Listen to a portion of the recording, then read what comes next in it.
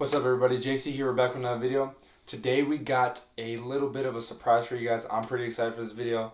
I was waiting about 10 to 12 days to get these things in. There were some purchases from the Goat app.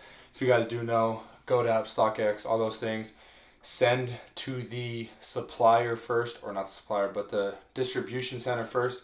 They check them out, authenticate them, and send them out to you. So it ends up being like 2 rounds of shipping. So 12 days later, the day before I leave back home for Thanksgiving break, we were able to get them in. So I'm able to show you guys that. I did buy them pre-owned, and I did buy them without boxes because those were the cheapest options on the Goat app, and I've been waiting forever, not really forever, but for a while for some of these. And then some of these I've already had in my collection just in a smaller size, and then eventually end up getting rid of them. So if you guys do know, a lot of you probably may not know watching this video, I usually tend to only stick to buying on Goat and then Soul Steals. If you guys know what Soul Steals is, you know that's a huge part of my collection, of what my collection is made up of. So my purchase on Goat, what I basically do is, if I'm going to wear a shoe, I don't care if it's lightly worn. So I'll go to the pre-owned section, I'll swipe through the pictures, stuff like that. And if I see something I like and it's a lot cheaper, I'm going to go for it rather than buying a dead stock pair for a couple $100 more expensive. And usually the no box takes about 40, 50 bucks off depending on the shoe. So I'll usually do that too, especially since I have these drop front containers. There's no really need for a box. So I bought both of them, all 3 of them. I think there's 3. All 3 of them, and you can see them behind me if you know what slots from my previous videos were empty and now are full. So all 3 of them are pre-owned without a box, and I was able to get pretty good prices on a lot of them. So what I basically do is every time I sell a shoe on the Goat app, I leave those funds, the credits in there, and it adds up, and once I get a good amount, I just buy shoes with that. Instead of transferring our bank and having to pay that 3% every time, I just use that money that I sell shoes with to fund buying more shoes. So we're going to go ahead and look over them. It's kind of weird because I don't really get it. So here's the first one I'll show you. As you can see, the Jordan 1 top 3. So it's weird because I stuffed them with socks to kind of try to straighten out the creasing, but there's creasing right here in the toe, creasing on the sides, if you can see. I don't know if you can see, but they're all like factory laced. And this one doesn't have the extra laces. I guess the red pair has the extra laces. So I don't know what the deal was. I'm pretty sure these are all from the same person, same seller, because they all arrived at the same exact time, and they're all factory lace, and then all size 14. So I think it was some guy probably getting rid of his collection or whatever. But yeah, I noticed that when I got them in, on all of them, they're all like factory laced, and like the lace is still attached, but like the bottoms are dirtied up, and then there's still creasing on the sides. So I was kind of weirded out about that. But right here, obviously the top 3. This shoe, I got a few pairs last release. When they did come out, I believe they came out at the end of either the start of this year or the end of last year. I think it was the end of last year. And I got like a lot. I got like 3 pairs of size 11. And I'm obviously it's 13, 14. So I couldn't fit into those. And I sold them for like 20 bucks profit. And then they shot up like recently, and now they're going for crazy amounts. So I kind of wanted to get it back because I thought it was it's just a cool idea. It's the top 3 shoes. So it's the Royal, the Breads, and I believe the Black Toes or the Chicago's. I think it's the black. I'm pretty sure it's the Black Toes. Right here. So yeah, there's the other pair, and all the other laces are in there. We got red, white, and blue. But yeah, leather on this is all right. The pair that you can see right there that I will get to is insane compared to a lot of the Jordan 1s. So I would say now that my Breads are probably the second best leather quality. These obviously are the best, and a lot of you guys do know. Right here, we'll get into the second pair. Sorry, I had them in my containers already, and I didn't want to have to pull them out or anything, and because I kind of wanted this display. I hate when it looks empty. So right here, you see obviously we got the Black Toes, kind of a mixture of a Bread and the Chicago's. The Chicago's obviously don't have the all black. It's all right here it would be all continued to be the cherry red or whatever. Leather on these to me is similar to the top threes, and then obviously not as good as the Breds, and then definitely not as good as the Shattered Backboards. But another Jordan 1 that's dope. The Jordan 1 silhouette is just a really, really classic silhouette. And then obviously the same thing here, factory lace, these still attached, but dirty bottoms, and then creasing. These aren't as bad, but creasing the toe, so I just stuffed them with some socks to try to see if I can straighten them out, because I'm going to be gone for a while, so see if they, when they sit with the stuffed, you know, maybe the creasing will kind of deteriorate a little bit. But even with creasing, Jordan 1s look kind of dope. The creasing just kind of gives them that authentic feeling. So right here, black toes. Another pair that I had, this is the 2016 release.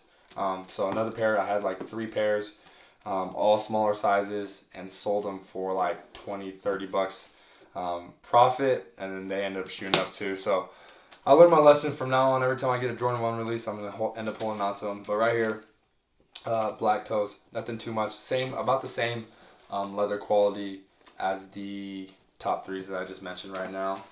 So another one, and I've been saying on my channel, if you guys have been watching, I've been saying, let me know if you guys have Jordan 1s for sale. Let me know if you guys have Jordan 1s for sale. I've been looking on Instagram pages, Bigger Feet Sneakers or something like that. That's an Instagram page I usually tend to be a lot. It has a lot.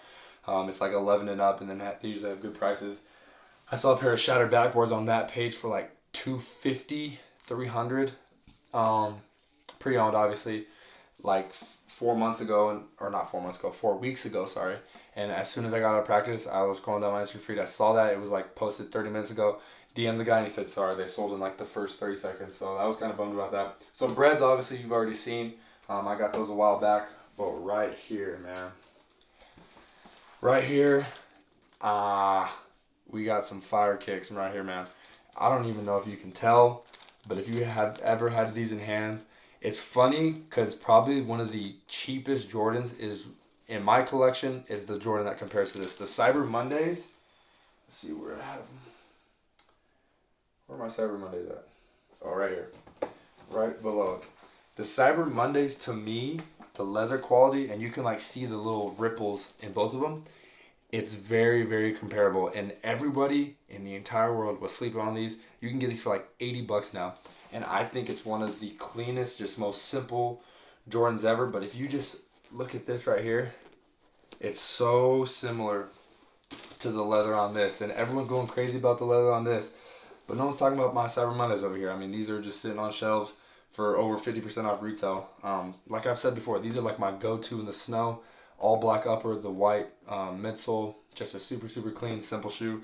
I wear the hell out of these. But these, man, these are something else. And I've seen videos of people talking about it. I've seen reviews. I've seen them on feet in people. I've seen them in stores like sneaker boutiques and stuff like that.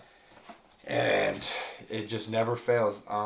I love how they added, well, not really added, because this was the first pair that released before the Shattered Backboard 2.0s. But I really, really prefer this colorway over the 2.0s. I like the black. The all orange with the white is just, I don't know. There's something about the black that just really does it for me. And I've been wanting to go for these for a very, very long time.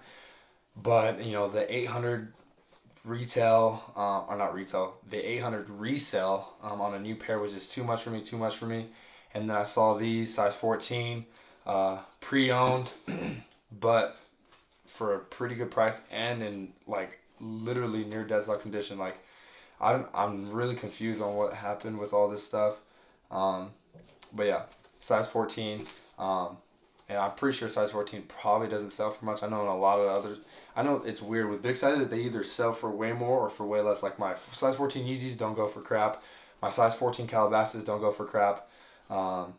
But then you'll see some other shoes that are like size 14 are way more. So I just feel like all the shoes I have, the size 14s, end up being sell for way less. And have way less profit value. But with these, I was glad to be able to get them for the price I got them. Super excited to rock these. Obviously, I'm going home for break, so I won't be able to get to them for at least another week.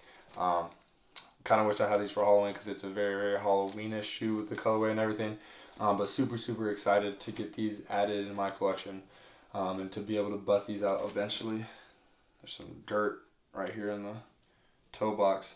So yeah, it's just kind of weird because I know a lot of like the sneaker YouTubers and everything. Everybody that does shoes on YouTube, they're more like normal sized guys. So they're wearing like 8.5s, 10s, at the biggest 11. And then me, when I get my shoes, I just find it like so hard to be able to like rock it and look stylish because I'm so tall and like awkward, and I have such huge shoes, like they're huge boats, like these Jordan 1s. I'm used to seeing them and looking good proportion when I see them. These huge size 14 shoes, it's kind of weird when I'm seeing them, but those were the 3 shoes that I wanted to knock out. I'm super excited to have added them into my collection. I'm super excited to come back and start wearing them with some jeans and some sweats in this winter season. So I'm super excited about that. Super excited about the price that I got them for. But like I said, it's kind of like not paying for them at all or trading for them, because when I, like, if you can see right here, I got 4 shoes right here right now about to mail, and this is about $600-700 worth. Yeah, $600-700 worth. So when I get those and they get authenticated and they get sent out, I'll just have that $700 sitting in my GOAT account.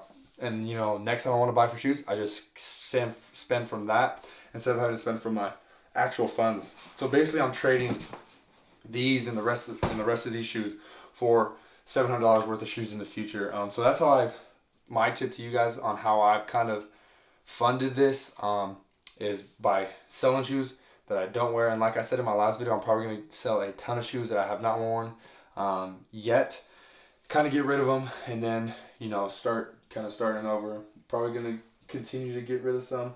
We'll just see when I come back. But that's it for this video. I just wanted to get those 3 shoes out of the way. I was super excited to get those in the mail and get this video out for you guys. I hope you guys enjoy this video. Let me know if you guys have any questions in the comments down below. I'll be sure to answer that as soon as possible. So kind of an update. I have a package coming in tomorrow, and then I also leave tomorrow. So I'll get that out of the way, and then hopefully tomorrow when I'm at the airport, I will be doing like a airport kind of travel day vlog. And then when I'm back at home, I won't have any school, I won't have any practice, so I'll be able to go out to the malls and record my day and stuff like that, and be able to do daily vlogs that I haven't been able to do, that I know a lot of you have been asking for, just because it's more entertaining to see. And then I won't have any packages coming in, so the pickups I get there, I'll be able to go to the store and pick them up and then review them and all that stuff back at home. So hopefully going to be able to do that. Just look forward to it. Stay tuned to the channel the next couple days, and I'll be updating you guys as usual. But as usual, appreciate you guys as always, and I'll catch you guys in the next video. Thank you guys.